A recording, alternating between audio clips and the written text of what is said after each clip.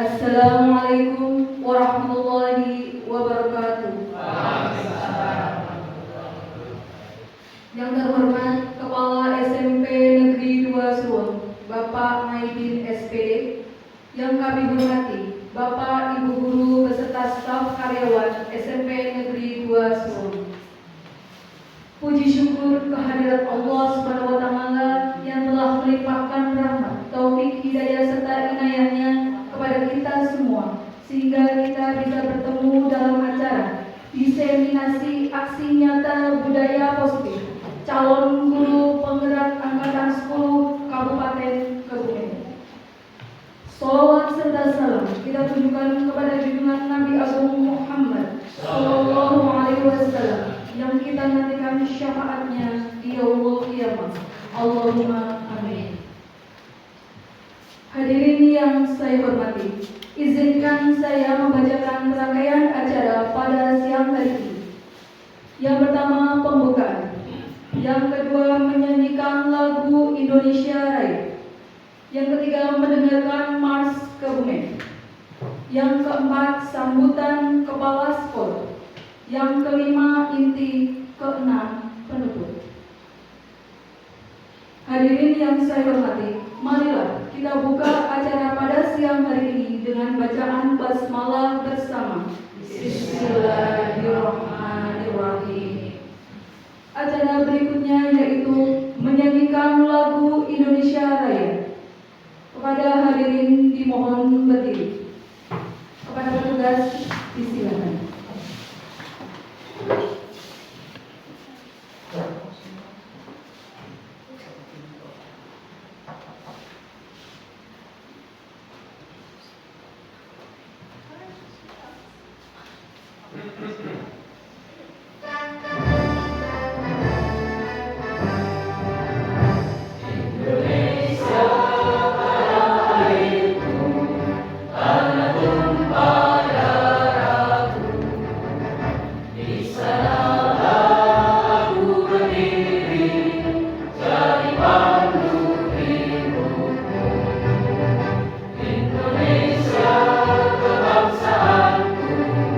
Bangsa dan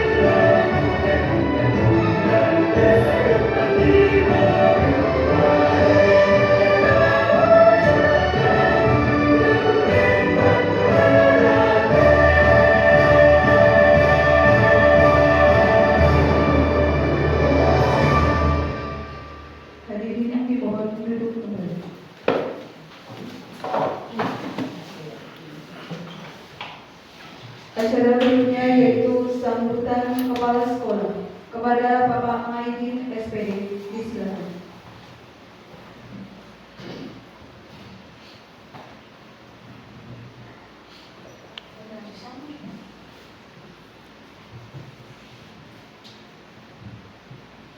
Assalamualaikum warahmatullahi wabarakatuh. A'udzu billahi minasyaitonir rajim. Bismillahirrahmanirrahim.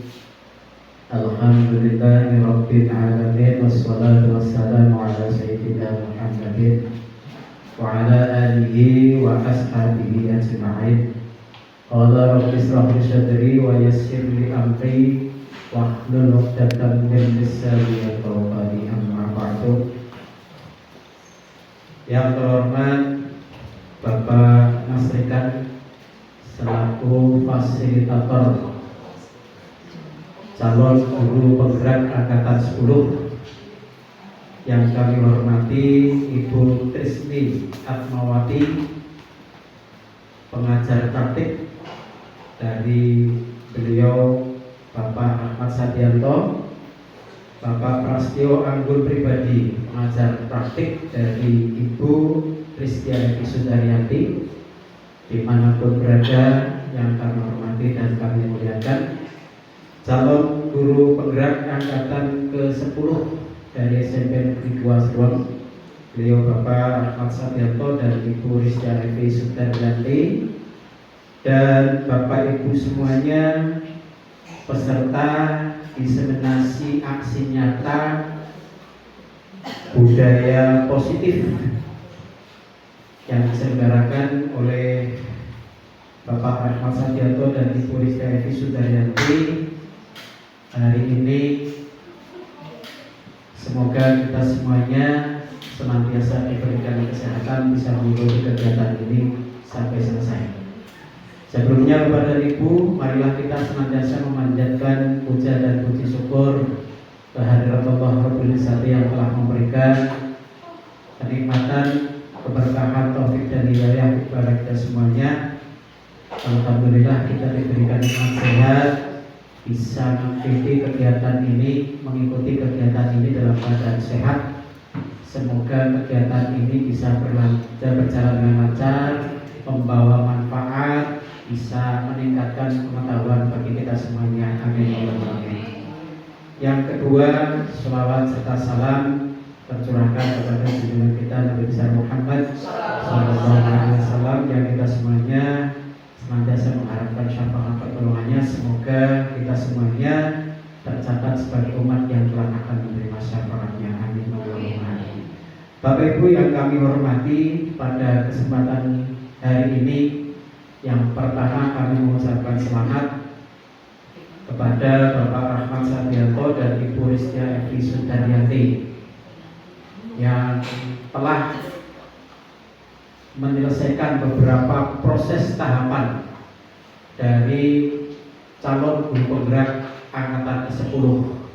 Dan untuk tahapan kali ini beliau berdua mengadakan acara kayak semacam presentasi tentang budaya positif.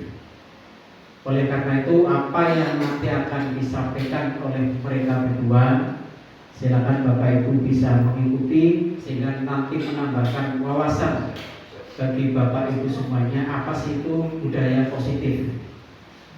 Nanti ada beberapa unsur dari budaya positif ini yang akan diurai oleh mereka berdua, sehingga harapannya kita semuanya bisa meneruskan, bisa menerapkan dalam kehidupan sehari-hari.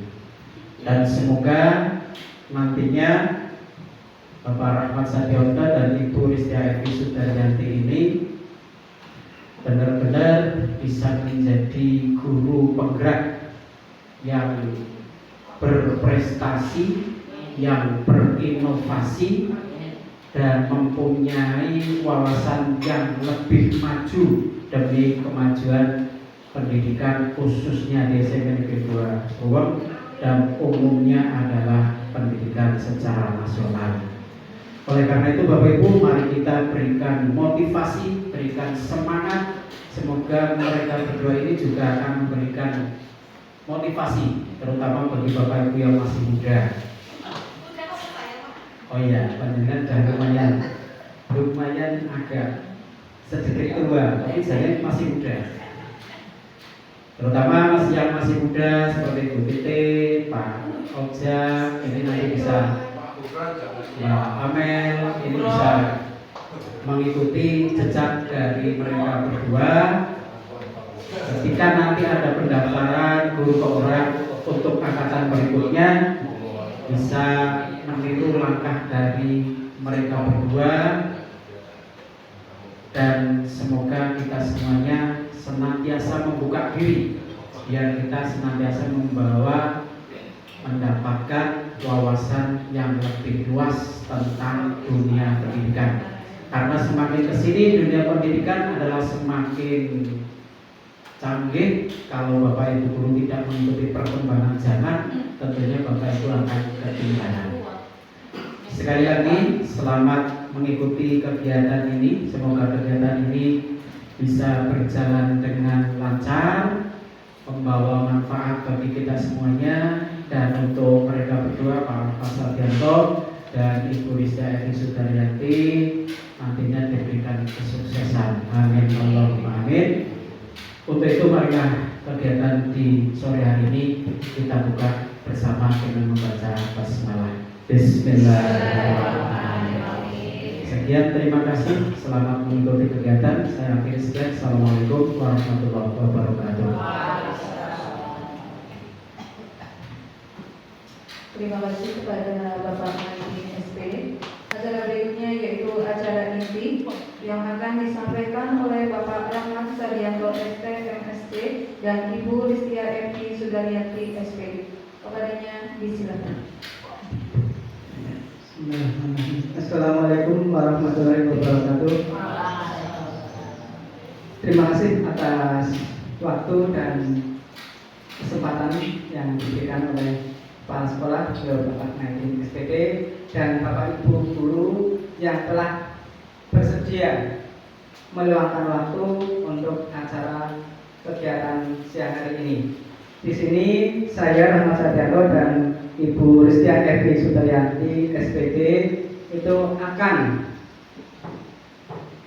membawakan diseminasi aksi nyata budaya positif calon guru penggerak angkatan 10 dari SMP Negeri 2 Suweng.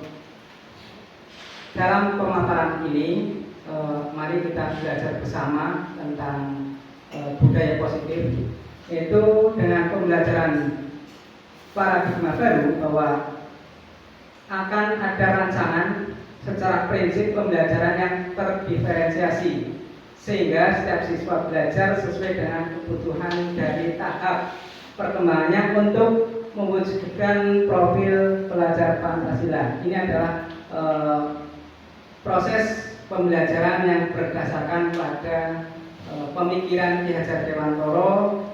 Dalam hal ini adalah yang sedang kita laksanakan adalah kurikulum merdeka. Di sini tentunya Bapak atau Ibu yang hadir di sini ada yang pernah, bahkan mungkin ada yang belum pernah menerima hukuman pada saat kita sekolah ataupun di lingkungan ataupun bahkan di dunia kerja kita. Hukuman itu nanti dapat membentuk kepada kita ke arah disiplin. Nah, sekarang apakah Bapak Ibu setuju jika hukuman dapat mendisiplinkan anak? Setuju banget. Setuju. Nanti ini sebagai catatan bahwa setuju. Nah, nanti kita akan pelajari bersama tentang hal itu. Kemudian pemberian dengan hukuman dengan hal positif seperti membaca atau membersihkan halaman sekolah dapat meningkatkan disiplin anak. Ini setuju atau tidak? Baik, kemudian memberi penghargaan dapat meningkatkan motivasi belajar anak. Setuju. Baik. Ya, nanti kita akan bahas ulas tuntas nanti di ujungnya adalah Bu Rizka Evi itu. Kemudian apa itu budaya positif? Budaya positif itu merupakan perwujudan dari nilai-nilai atau keyakinan universal yang diterapkan di sekolah. Nilai-nilai ini dapat terwujud jika kita dapat memahami tentang konsep inti budaya positif. Inti budaya positif ada 6 yang akan kita bahas pada siang hari ini. Yang pertama adalah disiplin positif. Yang kedua, teori motivasi, hukuman dan penghargaan. Yang ketiga, keyakinan kelas. Yang keempat, kebutuhan dasar manusia. Yang kelima, 5 posisi kontrol. Dan yang keenam adalah segitiga restitusi. Ini kita nanti bahas bersama mengenai ke-6 tersebut.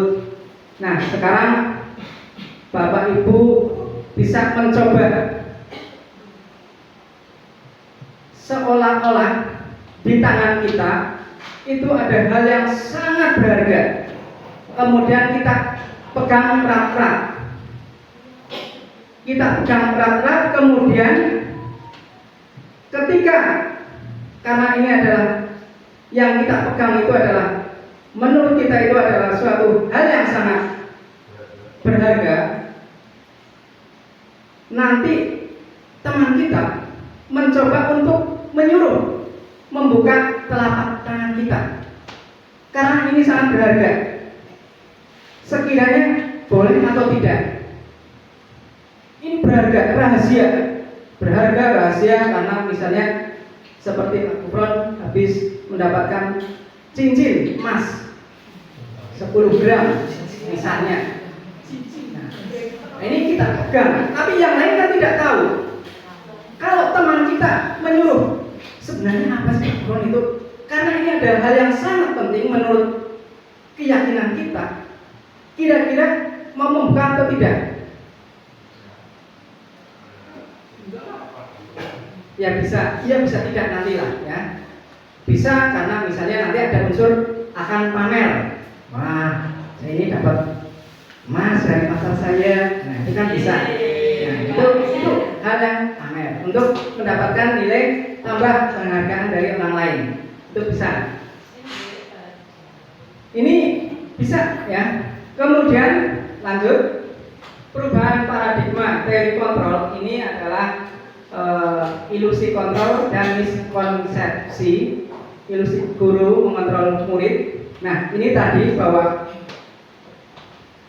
misalnya tadi Pak Gufron memegang sesuatu hal yang sangat berharga.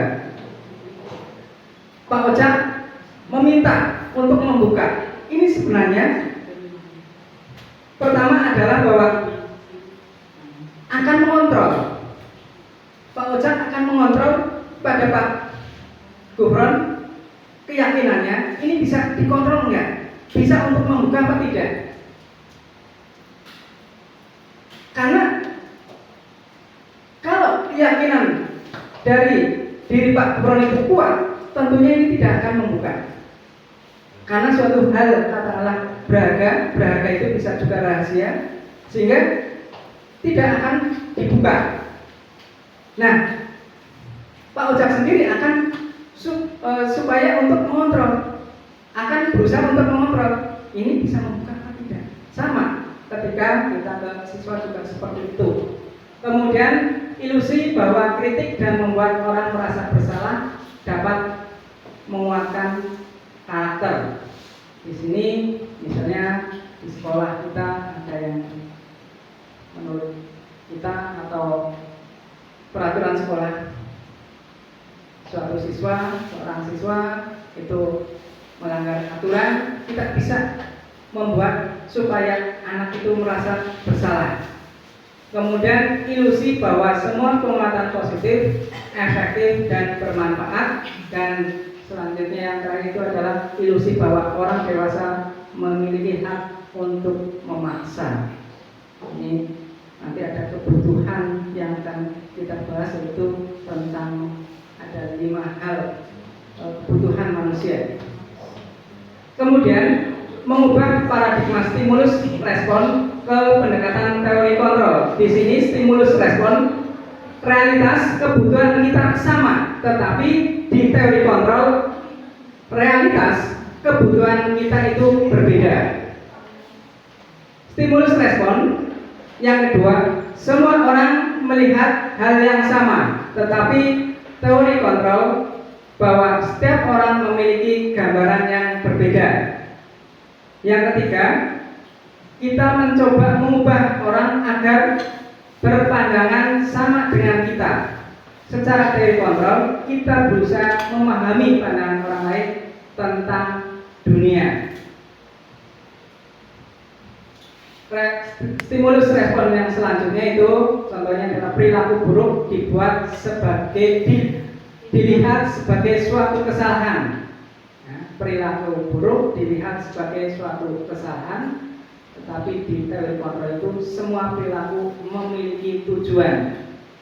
Sama misalnya, kenapa seorang siswa terlambat?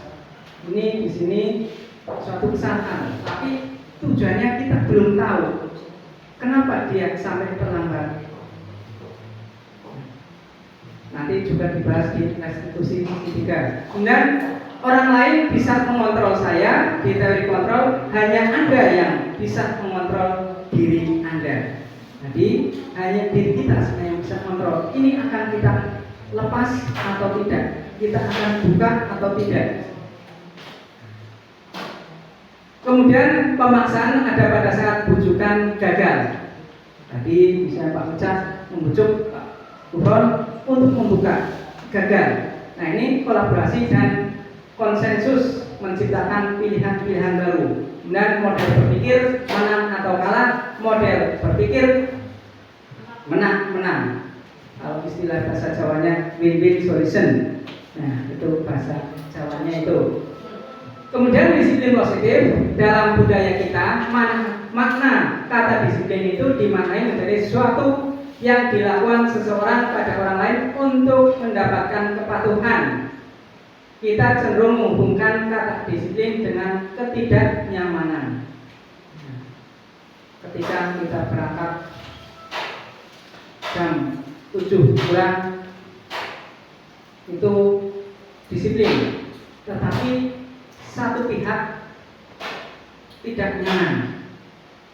Nah, karena di sini kita menggunakan disiplin positif. Ini nanti juga akan ada sedikit keterangan bahwa tentang disiplin. Disiplin ini juga bisa menghubungkan kata disiplin dengan ketidaknyamanan. Karena apa? Kita berangkat lebih pagi, tentunya anak berangkat lebih pagi. Ketidaknyamanannya di mana? Berarti paling tidak di mana ketidaknyamanannya? Paling tidak bangun lebih awal, mandi lebih awal. Ini bisa menjadi suatu ketidaknyamanan. Kita disiplin belajar yang sah. Mungkin anak lain sedang bermain, jadi mengurangi kenyamanan seseorang. Kemudian disiplin ini kalau tidak salah berasal dari bahasa Yunani, kalau misalnya itu disiplina, yang artinya adalah belajar. Disiplin mengacu pada disiplin diri yang memiliki tanggung jawab terhadap apa yang dilakukannya berdasarkan nilai-nilai yang diyakini. Disiplin positif merupakan salah satu cara penerapan untuk menumbuhkan kesadaran serta memberdayakan peserta didik tanpa imbalan penghargaan atau reward, ancaman atau hukuman. Ini disiplin positif. Sehingga sebagai pendidik, tujuan kita adalah menciptakan peserta didik yang memiliki disiplin diri sehingga mereka berperilaku mengacu pada nilai-nilai kebajikan universal dan memiliki motivasi intrinsik dalam perubahan perilaku ke arah yang lebih baik. Nah, poinnya kalau saya itu adalah di intrinsiknya. Dia disiplin, kita disiplin itu berangkat dari diri kita sendiri. Berangkatnya berarti kesadaran. Kalau menurut saya pribadi itu kesadaran pada diri kita. Kita akan menunaikan sholat tepat waktu, itu disiplin dari diri. Adzan itu merupakan panggilan. Tapi kalau di sini tidak ada adzan pun kita tetap melaksanakan sholat. Nah, itu sudah dari diri sendiri. Kemudian nilai-nilai kebajikan universal, nilai-nilai yang disepakati bersama lepas dari suku bangsa, agama, bahasa maupun latar belakangnya. Ini adalah sudah di IKM profil pelajar Pancasila. Di situ ada lagunya, profil pelajar Pancasila. Di situ ada beriman, bertakwa kepada Tuhan Yang Maha Esa dan berakhlak mulia, kreatif, gotong royong, berbinekaan global, bernalar kritis dan mandiri. Ini adalah bagi kelas 7-8 itu sudah mengenal profil pelajar Pancasila yang sudah ada lagunya yang sudah biasa dinyanyikan oleh Ibu Priyanti SPD. Itu. Yang kedua adalah motivasi perilaku manusia. Tadi adalah disiplin positif. Yang kedua adalah motivasi perilaku manusia. Ini materi yang kedua yang akan kita sampaikan. Ada 3 motivasi perilaku manusia menurut ini bahasa Inggris, orang Inggris namanya Diane Dawson atau apalah itu, nanti Bu Ida, Bu Muti, Bu Titin yang pintar bahasa Inggris itu. Yang pertama, untuk menghindari ketidaknyamanan atau hukuman, seseorang berperilaku untuk menghindari permasalahan yang mungkin muncul dan berpengaruh kepada mereka secara fisik, psikologis, ataupun tidak terpenuhinya kebutuhan mereka bila mereka tidak melakukan tindakan itu. Ini adalah motivasi yang pertama. Kita nanti bisa memilih. Kita termotivasi yang pertama, kedua, atau ketiga. Kemudian yang kedua, untuk mendapatkan imbalan atau penghargaan dari orang lain, seseorang berperilaku untuk mendapatkan pujian, hadiah, atau imbalan dari orang lain yang menurut mereka penting dan mereka letakkan dalam dunia berkelas mereka. Ini motivasi kita itu berangkat lebih awal itu takut kena hukuman atau karena ada imbalan. Kalau kita terlambat itu tidak begitu terpengaruh, kita tidak terpotong tunjangannya, tapi bagi staf itu bisa. Nah, ini nanti posisi kita di mana. Kemudian motivasi perilaku manusia yang ketiga ini adalah untuk menjadi orang yang mereka inginkan dan menghargai diri sendiri dengan nilai-nilai yang mereka percaya. Orang melakukan sesuatu karena nilai-nilai yang mereka yakini dan hargai. Motivasi ini akan membuat orang mempunyai disiplin positif karena motivasinya bersifat internal. Nah, ini monggo Bapak Ibu bisa, ya saya tidak perlu membutuhkan jawaban dari Bapak Ibu sekalian, tetapi di sini adalah kita posisinya di mana? Nomor 1 kah? Nomor 2 kah? Atau nomor 3? Itu bisa sebagai pemahaman pada diri kita. Kalau saya kadang nomor 1, kadang nomor 2, kadang nomor 3. Ya, terkadang seperti itu. Mungkin kita juga seperti itu. Ya, misalnya Pak Rois pada posisi menjadi ketua perpisahan. Nah, ini mungkin ini mendapatkan imbalan. Wah, dapat jempol dari donasi dari Pak Naidin Jos. Nah, ini berarti posisinya itu. Nah, tapi bisa saja Pak Rois Bu Etun ini kok posisinya di nomor 3? Ya, karena di sini adalah karena motivasi untuk menghargai diri kita sendiri. Oke. Ya, Bapak Ibu sudah bisa menempatkan. Jadi saya juga mungkin pernah di posisi 1, 2, 3. Kita semua bisa seperti itu. Sama pada saat kita sekolah dulu sebagai siswa juga seperti itu. Ya. Kemudian lanjut. Identitas hukuman, identitas gagal dan identitas berhasil atau sukses. Hukuman itu sesuatu yang menyakitkan harus terjadi. Saya pernah pada saat di SMP itu menggunakan pakaian yang tidak seragam. Saya lupa dulu kenapa, apakah saya tidak mendengar atau bagaimana, tapi yang jelas tidak seragam. Kemudian waktu itu siswa yang seragam dikumpulkan ke alun-alun Karanganyar. Kemudian saya dengan beberapa siswa yang tidak mengikuti seragam yang umum itu tadi dihukum. Ini menyakitkan. Ini masih terngiang, masih ada di dalam benak saya. Itu sudah puluhan tahun yang lalu. Kemudian sanksi, yaitu sesuatu harus terjadi, dan restitusinya itu adalah merupakan pilihan untuk menuju disiplin yang sukses. Kemudian hukuman itu tidak nyaman untuk murid. Yakin itu? Saya pernah mengalami itu, tidak nyaman. Untuk jangka waktu yang panjang. Nah ini, saya masih ingat waktu saya SMP sudah 30 tahun lebih, itu masih ingat bahwa saya pernah dihukum. Ini tertanam sampai jangka waktu yang sangat panjang. Dan tidak nyaman, sanksinya tidak nyaman untuk murid. Jangka waktu pendek itu sanksi atau konsekuensinya. Kemudian untuk restitusi itu adalah menguatkan untuk murid atau anak dalam jangka waktu panjang. Selanjutnya adalah korban mendapatkan keadilan hukuman. Kemudian untuk sanksi atau konsekuensi adalah korban bisa diabaikan, dan restitusi adalah korban mendapatkan ganti. Nah, nanti restitusi itu kita bahas seperti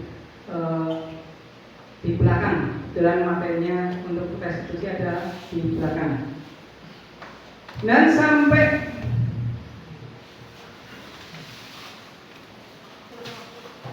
berlaku hanya pada sebuah institusi, tidak berlanjut pada kehidupan nyata. Kemudian sanksi atau konsekuensi membantu penerapan mengikuti peraturan dalam masyarakat, dan restitusi adalah fokus pada pemecahan masalah dalam jangka waktu panjang. Ini restitusi seolah untuk awal ini bahas itu pilihan yang kalau menurut saya baik. Tindakan guru ini bisa ada beberapa contoh, dan ini termasuk yang mana? Misalnya mencatat 100 kali di dalam buku kalimat dengan kalimat saya tidak akan terlambat lagi.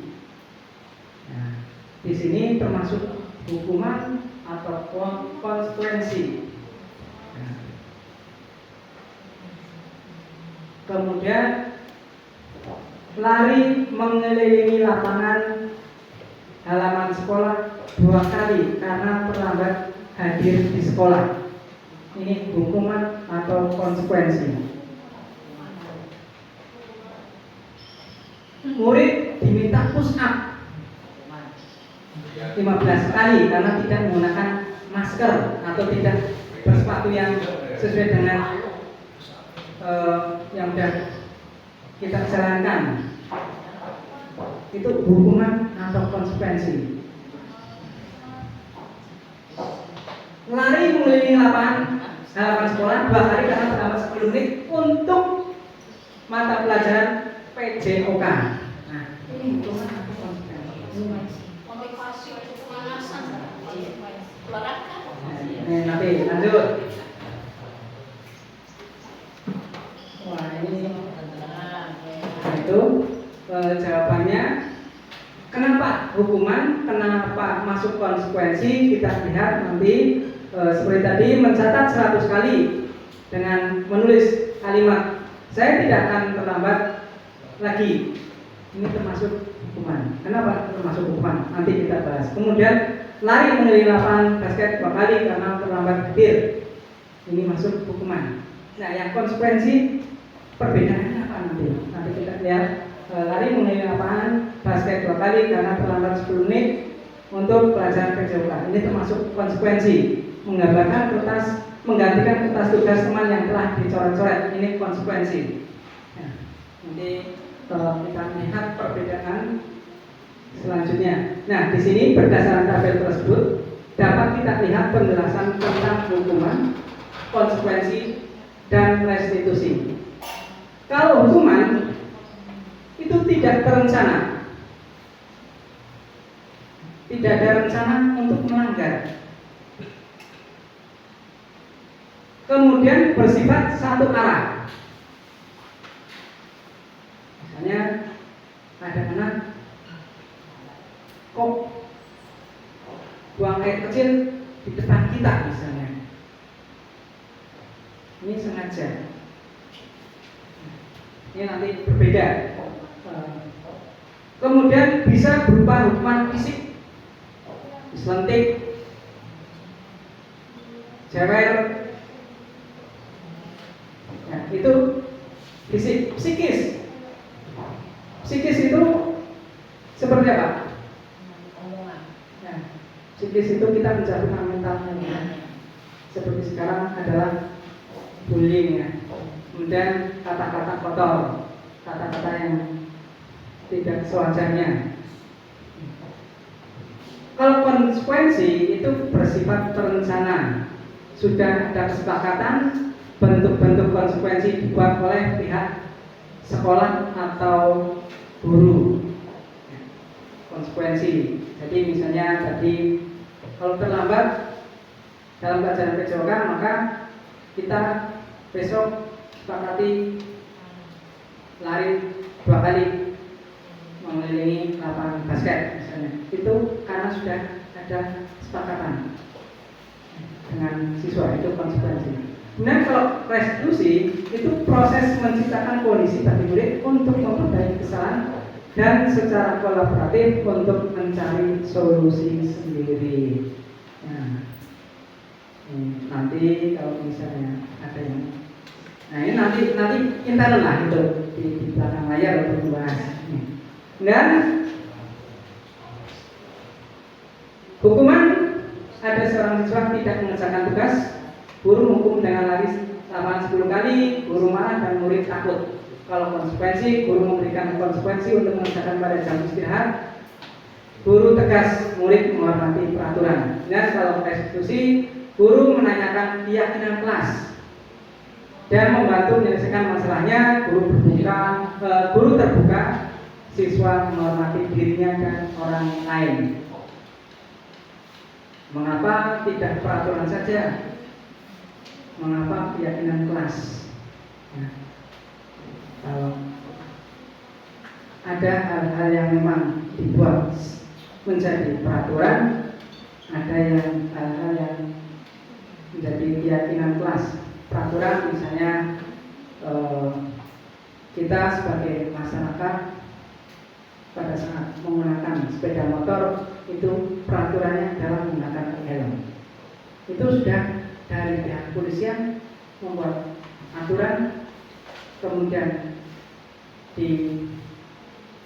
disahkan oleh yang berwenang untuk mengesahkan peraturan itu. Kita sebagai masyarakat menjalankan bahwa kita harus menggunakan helm. Untuk mendukung motivasi intrinsik, kembali ke nilai-nilai keyakinan-keyakinan lebih menggunakan seseorang dibandingkan mengikuti serangkaian peraturan-peraturan. Keyakinan kelas, ini yang nomor 3. Ya, keyakinan kelas merupakan nilai-nilai kebaikan atau prinsip-prinsip yang disepakati secara universal, menyeluruh. Orang akan lebih semangat atau tergerak untuk melaksanakan keyakinannya daripada hanya mengikuti aturan. Keyakinan kelas dibuat berdasarkan kesepakatan antara guru dan murid yang bersifat universal. Peraturan biasanya dibuat oleh guru bersifat satu arah. Kalau peraturan sekolah, guru diwakili sekolah itu yang membuat adalah aturan-aturan itu disusun oleh bapak ibu guru untuk membuat suatu aturan. Nah, ini proses pembuatan keyakinan kelas atau sekolah. Jadi untuk kelas 9A dengan 9B itu mungkin keyakinan kelasnya akan berbeda. Demikian juga dengan kelas lain. Nah, prosedur pembuatan keyakinan kelas itu satu, semua anak kita berikan selembar kertas untuk mencurahkan idenya. Misalnya dalam kelas 9C itu gunakan kalimat yang negatif. Misalnya ingin selalu menjaga kebersihan di kelas. Kemudian rambut rapi. Bagi yang piket berangkat lebih awal dan sebagainya. Itu ada curahan dari anak. Kemudian mencatat semua masukan dari X, dari Y, dari P, dari I, itu kita catat. Nah, kita nanti catat semua masukan dari siswa, kemudian mengganti kalimat negatif ke positif. Tadi misalnya tidak boleh berbohong, itu adanya kata-kata tidak, berarti kita bilang akan menjadi jujur. Nah, seterusnya. Kemudian meninjau kembali, kemudian tinjau ulang keyakinan yang sudah tersusun, menyetujui dan menandatangani keyakinan, menempel keyakinan kelas pada dinding kelas. Jadi dari hasil curahan anak kita dari 32 anak misalnya kelas 9C, maka di situ kemungkinan bisa ada yang sama. Sehingga nanti kita tempel dari tulisan-tulisan yang kecil-kecil, kita buat kertas yang enggak kertas plano, kita tempel yang sekiranya mudah dilihat oleh keluarga kelas itu sendiri. Sehingga pada saat nanti ada siswa kita yang tidak sesuai, kita nanti membacakan ini keyakinan kelas kita seperti ini. Kira-kira ada yang dilanggar atau tidak? Kalau ada, bagaimana solusinya? Misalnya akan berangkat lebih awal, ternyata terlambat. Kita tanya kenapa? Nah, dia akan mencari solusi sendiri. Misalnya karena tadi malam saya bermain game sampai larut malam. Nah, supaya tidak terlambat bagaimana? Nah, ini anak akan berusaha berpikir untuk menyelesaikannya.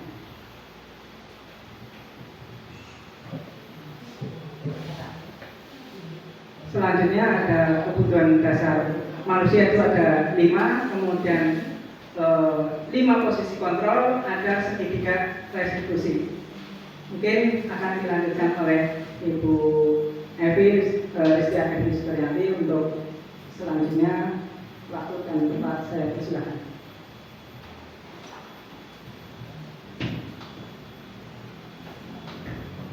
Terima kasih Bapak Raka. Saya akan melanjutkan itu materi yang ketiga nih. Masih semangat nih? Masih semangat. Yang penting kita semangat dan bahagia. Bahagia itu utama. Yang penting kita harus bahagia. Bahagia. Ikon dari ini bahagia. Dari awal sampai akhir nanti kita tetap bahagia. Ini saya akan menekan di situ tentang kebutuhan dasar manusia. Itu ada pertanyaan pemantik. Di situ ada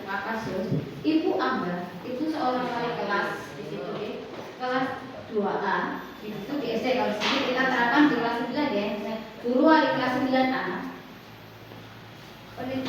Penelitian hati sedang bingung menghadapi ulah salah satu murid di kelasnya. Namanya Doni. Beberapa anak kelas tersebut telah datang padanya dan mengeluhkan Doni yang seringkali meminta bekal makan siang mereka dengan paksa. Jika Anda menghadapi situasi seperti itu, Amber, apa yang akan Anda lakukan? Menurut Anda, kira-kira apa alasan Doni melakukan hal tersebut? Kira-kira apa? Nah, di situ. Kira-kira kalau kita alasan di situ? Karena mungkin di situ Doni tidak bekal karena tidak punya gitu. Nah, situ. Terus menurut apa alasan Doni di situ melakukan? Karena lapar, jadi dia meminta bekal teman-temannya. Itu ya. Ya lanjut.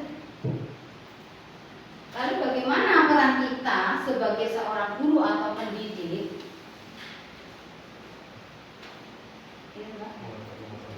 Nah, situ kira-kira apa ya peran kita sebagai seorang pendidik untuk mengatasi hal tersebut di situ? Makanya bagaimana deh? Misalnya kita sudah mengetahui di situ Doni sering mengambil makanan teman. Kita apa langkah kita? Di situ otomatis kita akan memanggil Doni ya. Nah, setelah kita panggil, kita ajak cari di situ apa alasan Doni itu melakukannya. Terus mengapa Doni itu melakukannya? Nah, setelah itu kita cari solusinya bersama sehingga nanti Doni tidak akan melakukan lagi. Itu ya. Sekarang yang tadi nah, 5 kebutuhan dasar manusia menurut Dr. William Hesser. Di situ yang pertama yaitu bertahan hidup. Yang kedua cinta dan kasih sayang. Ketiga penguasaan. Keempat kebebasan dan yang kelima itu kesenangan. Mari kita uraikan satu persatu. Survival atau bertahan hidup. Okay. Survival di sini kebutuhan bertahan hidup adalah kebutuhan yang bersifat fisiologis untuk bertahan hidup. Misalnya di situ yang fisiologis itu pasti utama dari kita adalah sehat. Sehat itu karena penting. Nah, banyak uang kalau kita tidak sehat, tidak senang kan nih? Tidak bahagia. Nah, berarti itu utama. Kemudian setelah sehat itu rumah kita untuk berteduh dan makanan. Kebutuhan biologis sebagai bagian dari proses reproduksi, termasuk kebutuhan untuk tetap bertahan hidup. Karena tanpa makan kita tidak akan hidup. Gitu kan? Ya. Atau hidup untuk makan. Makan untuk hidup atau hidup untuk makan. Yang betul yang mana? Hidup untuk Sedua-duanya ya, tergantung nanti solusi sistem ya. Ya, yang kedua kebutuhan kasih sayang dan rasa diterima, yaitu kebutuhan untuk diterima di sini, yaitu meliputi kebutuhan akan hubungan dan koneksi sosial. Nah, berarti di sini misalnya anak, berarti kebutuhan anak itu sosialisasi dengan temannya. Kalau kita bapak ibu guru, kita berarti kolaborasi dengan rekan sejawat di sini. Kebutuhan untuk memberi dan menerima kasih sayang dan kebutuhan untuk merasa menjadi bagian dari suatu kelompok. Kebutuhan ini juga meliputi keinginan untuk tetap terhubung dengan orang lain, seperti teman, keluarga, pasangan hidup, teman kerja, binatang peliharaan, dan kelompok di mana kita tergabung. Seperti halnya sekarang ini, karena kasih sayang dan rasa terima. Di sini saya berkolaborasi dengan Bapak Ibu guru yang hebat. Nah, di sini saya memaparkan ini, kita belajar bersama untuk memahami teori-teori yang ada. Nanti kita sharing ya. Yang ketiga, power atau penguasaan.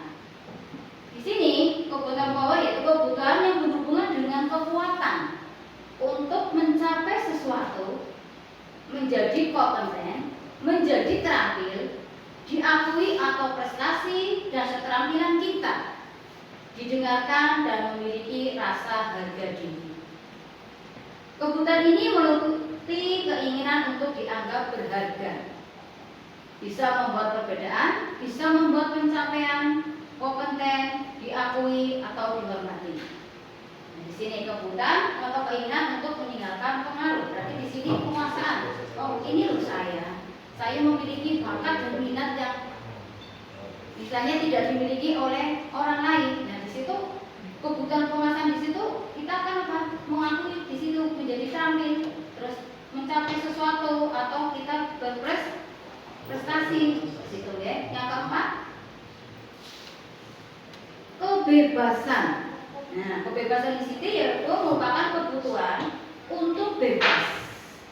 Itu kebutuhan akan kemandirian, otonomi, memiliki pilihan dan mampu mengendalikan arah hidup seseorang.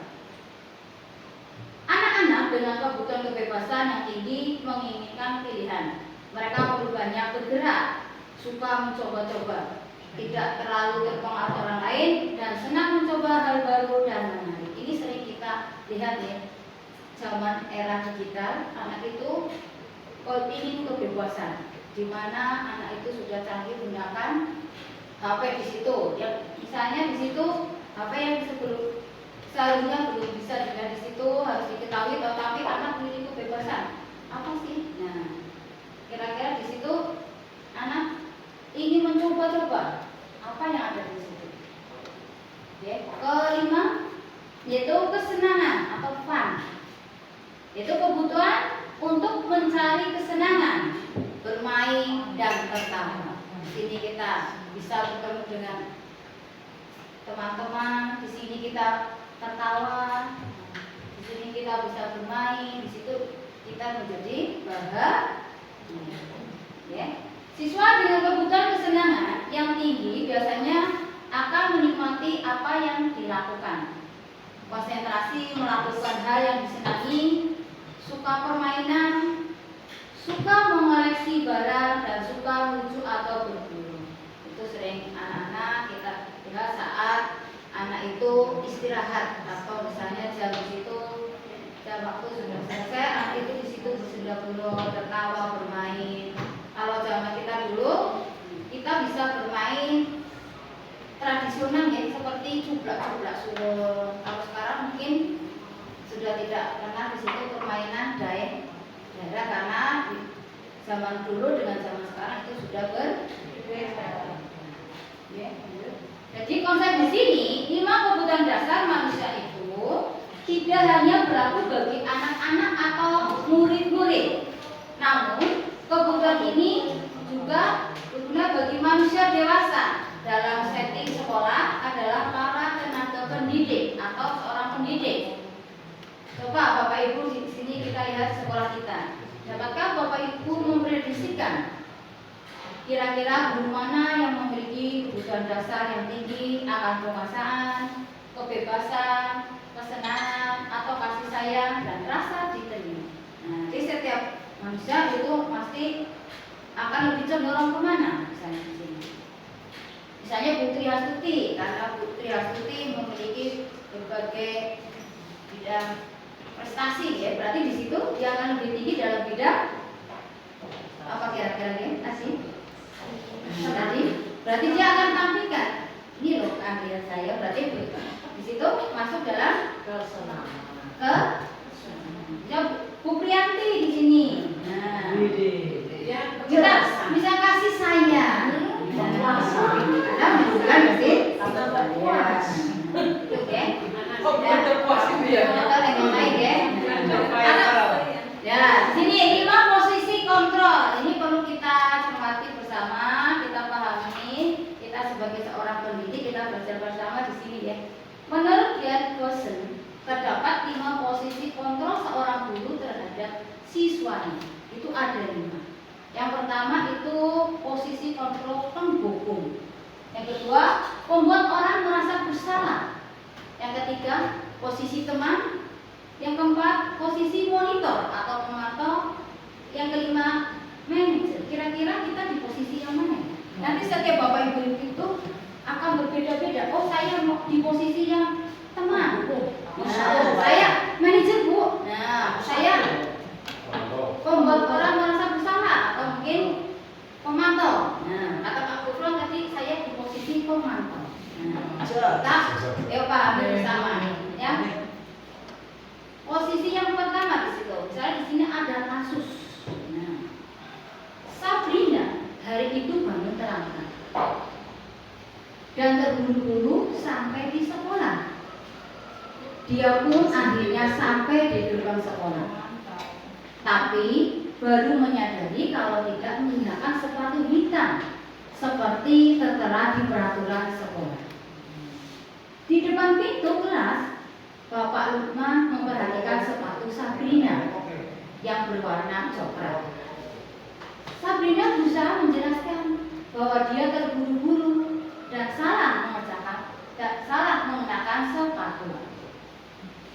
Pak Lukman menanyakan kepada Sabrina, apa peraturan sekolah tentang seragam warna sepatu?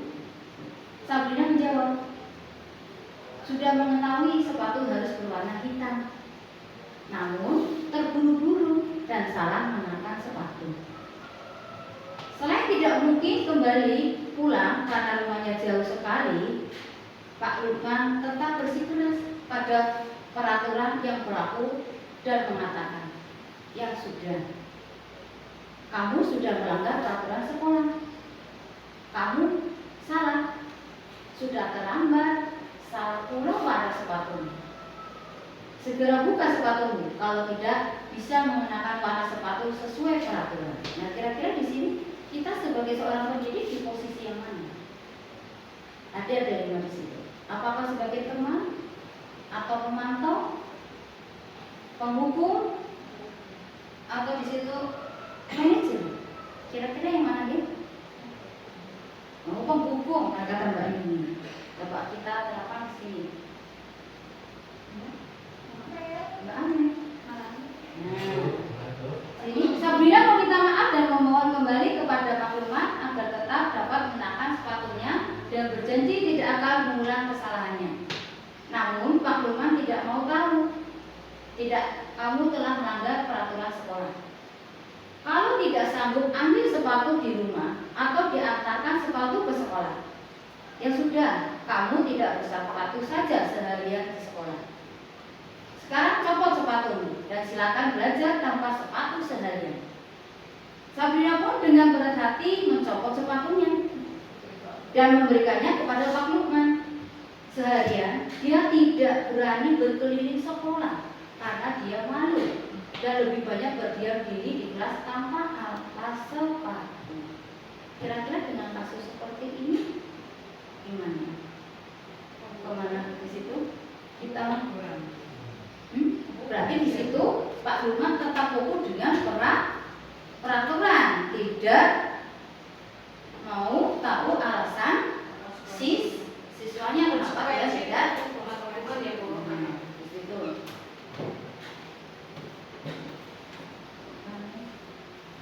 Nah, sini. Dari kasus di atas, jika posisi apakah yang diambil oleh Bapak Lukman?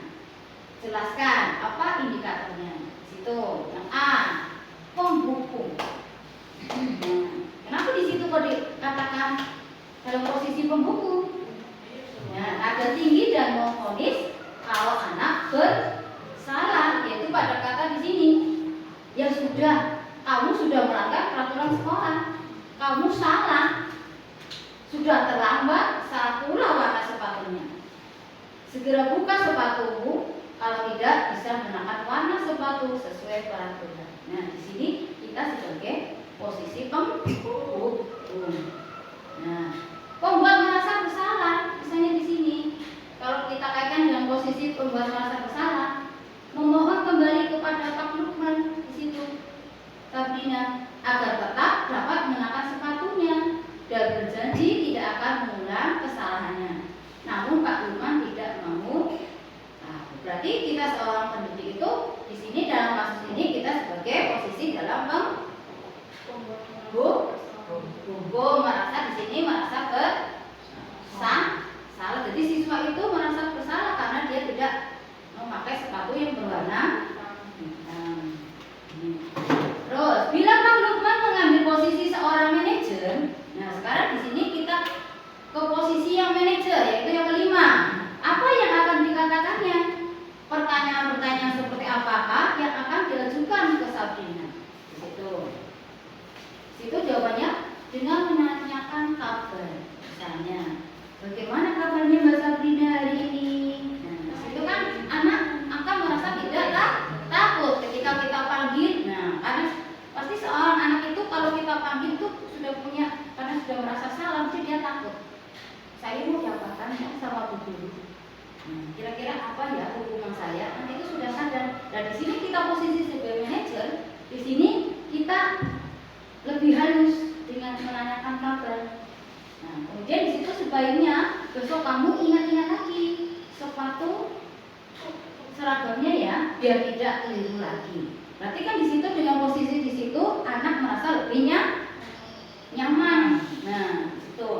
Terus kira-kira bila Anda adalah kepala sekolah di sini, nah, kita sebagai misalnya jadi kepala sekolah, jawabannya di situ apa? Keteraturan dan komit. Jadi di sini kaitannya bedanya antara yang penghukum dengan manajer itu, kalau manajer itu kita menangani suatu masalah itu dengan nada yang lembut, sehingga anak tersebut itu tidak akan merasa takut. Nah, dengan rasa yang takut, anak tersebut itu akan menceritakan kejadian tersebut secara beruntun. Nah, dengan di sini kita posisinya sebagai manajer, kita akan setelah anak tersebut menceritakan kejadiannya, kita akan mencari solusinya bersama. Sehingga dengan solusi itu diharapkan anak yang melanggar tadi tidak akan mengulangi lagi kesalahannya. Dia akan berusaha untuk lebih baik, tetapi dengan perasaan tidak takut. Beda dengan tadi kalau kita penghukum. Nah, berarti kan anak itu diberi hukuman, anak itu akan merasa takut. Itu nggih, bedanya nggih. Nah, di sini nilai kebajikan apa yang ingin dituju oleh peraturan harus berwarna hitam. Di situ kebajikannya di sini perasaan yang sama, rapi, menghindari pamer atau saling berlomba dengan harga mahal. Nah, karena sudah peraturan itu kan berarti semuanya sama rata, tidak membedakan itu anak yang kaya atau tidak punya, tetapi di situ sama rata berwarna hitam. Tapi kalau kita menggunakan di situ sepatu yang berwarna yang lain, anak itu akan berlomba-lomba. Ini loh sepatu saya berdua. Nah, situ ya. Terus bagaimana Anda menyikapi langkah yang diambil oleh Pak Lukman mengenai kasus tersebut? Di situ kami tidak sepenuhnya setuju. Di situ menyampaikan posisi sebagai teman. Caranya dengan memvalidasi kesalahan Pak Lukman melalui diskusi. Nah, di sini kita perhatikan di situ ada penghukum, membuat merasa bersalah dan itu kata di situ. Kalau penghukum itu menghadik, nah, merujuk, menunjuk, berkata pinggang, membentak, gitu. Hukuman fisik atau verbal, gitu. Dampaknya kalau kita dalam posisi penghukum, di situ anak menjadi pendendam, tidak menyukai guru atau makan tertentu, misalnya pelajaran, ya, saya ditakuti bahasa Inggris, ya, situ. Nah, udah kemudian di situ udah menghukum, udah anak tersebut akan merasa takut dan dia menjadi pendendam. Besok kalau ada pelajaran bahasa Inggris saya tidak akan berangkat.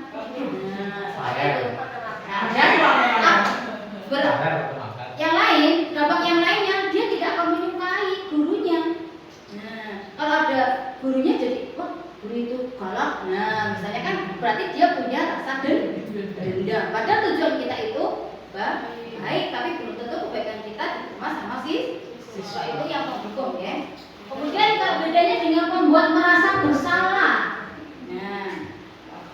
Nah, suaranya lembut,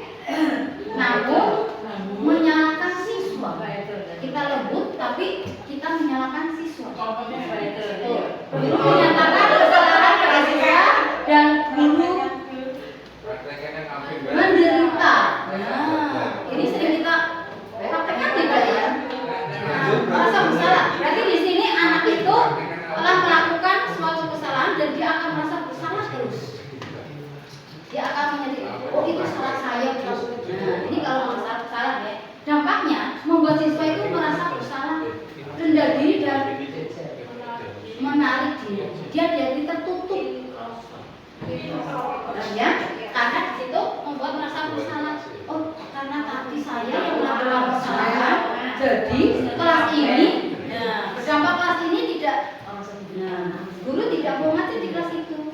Nah, itu kan berarti masa yaitu bersalah pada teman. Kemudian kita dalam posisi teman. Nah, guru bersikap ramah. Nah, ini siapa ya? Ramah kepada siswa. Ramah.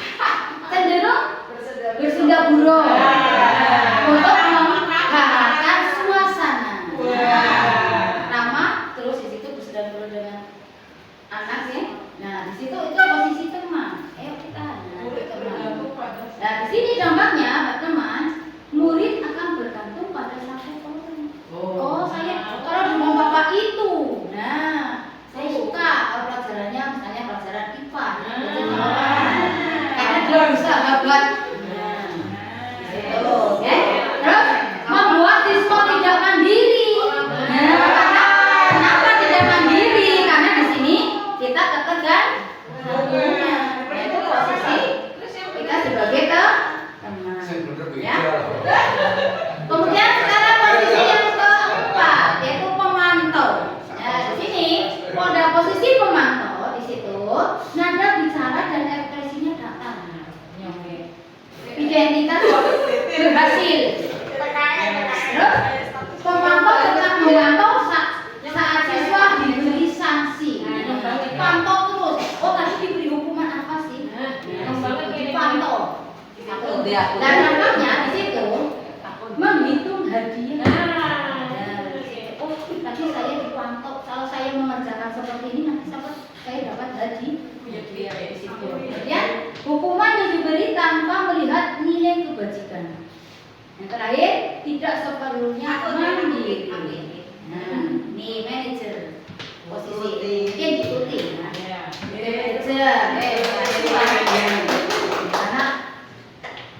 karena bahkan ya suara netral.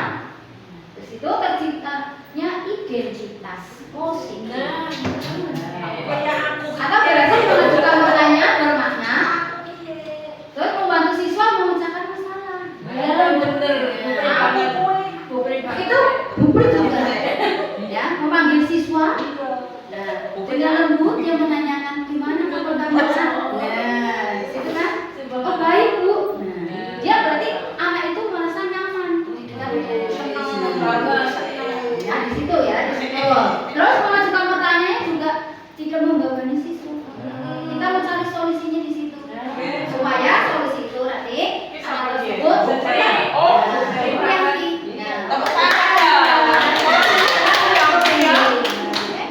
Terus dampaknya di sini murid itu jadi mandiri. Percaya diri dalam memecahkan masalahnya sendiri. Mandi sendiri, ya. Nah itu berarti posisi kita kira-kira nanti Bapak Ibu di sini saya posisinya Nggak punya posisi karena tidak pernah masuk. ya besok kan jadi dengan tahu seperti ini kan kita saya kepingin secara dari 5 itu yang kita diharapkan itu yang pada posisi yang ke 5 itu yang bijaksana hasil dong saya. Nah di sini 5 posisi kontrol di situ, ya. Setelah itu pendukung suruh berbuat mengabdi tadi sudah ya mengabdi menunjuk menyakiti di situ. Berarti tadi sudah saya terangkan di situ dan tadi sudah. Nah posisi kontrol apa yang sudah Bapak Ibu terapkan selama ini? Kira-kira posisi apa Ibu Yuni?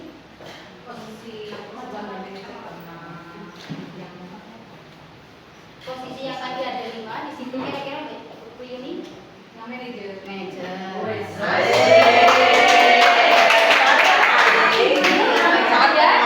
Tidak sombong. Bunda, kira-kira posisi yang mana? Kan jadi sosok posisi? Posisi yang pendendam tadi itu. Kenapa kok udah dalam posisi yang pendendam? Makanya anak-anak saya galak. Berarti sudah tahu posisi yang pendendam berarti besok udah jadi menjadi posisi yang manajer. Terus apa itu restitusi? Ya. Menurut dosen, restitusi itu merupakan proses menciptakan posisi bagi siswa untuk memperbaiki kesalahan mereka, sehingga mereka bisa kembali pada kelompoknya dengan karakter yang lebih kuat. Restitusi dapat membawa siswa menjadi lebih mempunyai tujuan, disiplin positif dan memulihkannya ketika berbuat kesalahan. Nah, di sini materi yang terakhir, ya, yaitu tahapan segitiga restitusi. Nah, tahapan segitiga restitusi di situ ada 3, yaitu yang pertama menstabilkan identitas, yang kedua validasi tindakan yang salah, dan yang terakhir menanyakan keyakinan. Satu, menstabilkan identitas. Itu berdasarkan prinsip membuat kesalahan adalah bagian dari proses pembelajaran. Di sini contohnya berbuat salah itu wajar. Nah, itu stabilitas. Yang kedua, tidak ada manusia itu yang sempurna. Nah, berarti kita meyakini bahwa manusia itu, seorang manusia pasti melakukan suatu kesalahan. Bapak guru juga pernah melakukan itu. Ibu atau bapak tidak mau mencari siapa yang salah, tapi ibu atau bapak ingin mencari solusi dari permasalahan itu. Kamu berhak merasa begitu. Itu posisi menstabilkan identitas. Yang kedua, validasi tindakan yang salah. Nah, bagian ini berdasarkan prinsip setiap perilaku berupaya memenuhi suatu kebutuhan tertentu. Di situ kamu pasti punya alasan mengapa melakukan hal itu. Tadi anak yang terlambat, kenapa kamu melakukan hal tersebut? Kenapa terlambat? Itu pada tahap validasi tindakan yang salah. Kemudian padahal kamu bisa melakukan yang lebih buruk dari ini. Kamu patut bangga karena telah melindungi sesuatu yang penting buatmu.